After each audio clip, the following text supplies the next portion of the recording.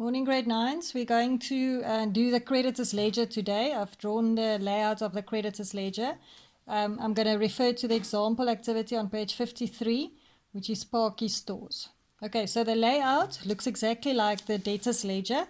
It's got columns for date, details, that's going to keep the source documents, the folio, which journal we are posting from, then debit, credit, and then we have a running balance. Please just pay attention that the debit and credit sides are now swapped around, right? When I say swapped around, I mean that when we worked with debtors, when their debt went up, we debited and added to the balance. And when their debt went down, we credited and subtracted from the balance. But now, since we are working with creditors, and creditors is a liability, when our debt goes up, we're going to credit and add. And when our debt goes down, we're going to debit and subtract. Right, so just keep this in mind. This is the only change that we have between the debtors ledger and the creditors ledger. Right, so our starting point is always to go to the journals. You are looking at your journals, and they are on page 56 and 57. And we are looking for transactions we had with macro stores. Okay, so we're going to write them down here. And I'm just starting with the CPJ on the 10th, on the 16th, on the 27th, on the 2nd, the 19th, the 29th, the 8th, and the 30th. Right. In no order, those are the dates of the transactions or when I had business with macro. Right. Now the important thing is, as you remember from the debtors ledger as well, we have to put it in date order. Okay, so to put it in date order, we are going to start, or we always first have a balance from the previous month, account rendered. In other words, what did we owe them at the beginning of this month? It was given to us 29,900. Right.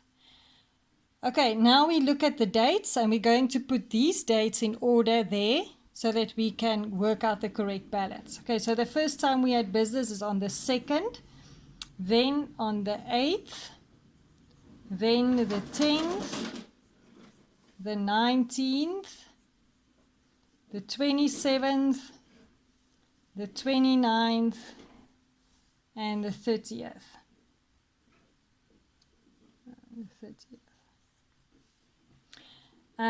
If I look at the 16th, I wrote it down here, but on the 16th, what happened on the 16th was that we actually bought this cash. We bought this cash from macro stores. So we did deal with them, but not on credit. And remember, this is only for credit transactions. Okay, so if I look at the 2nd, what happened there?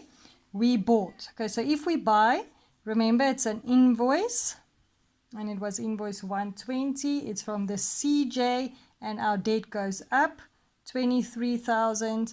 So it's that. We add this, and now we owe them 46,900. Right, what happened on the 8th? On the 8th, we returned goods, and that would be the debit notes. You must know your source document numbers. The 18th, it's the CAJ. If we return goods, our debt goes down 1,800. So it's that balance minus this, and now I owe them 45,100. You see, it's exactly the same method. It's just different columns. On the 10th, we made a payment towards them. So it's the check counterfoil 334. It's from the CPJ. If I pay, my debt goes down. 45,100 is what I pay.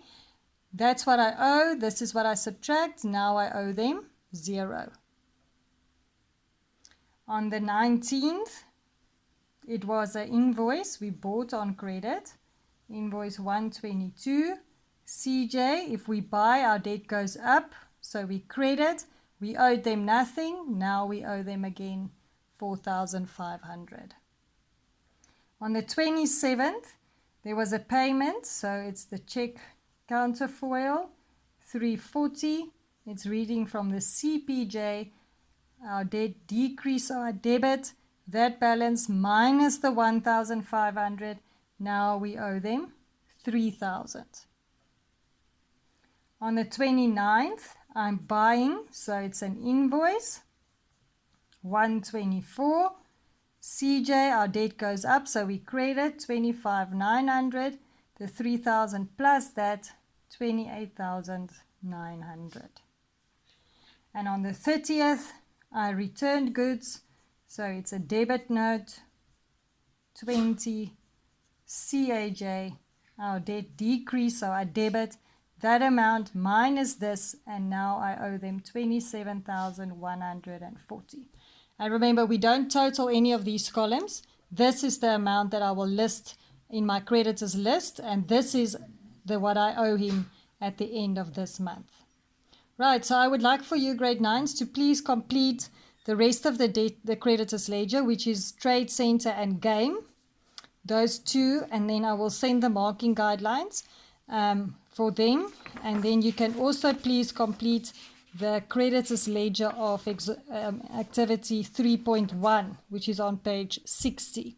So you've got quite a bit to do.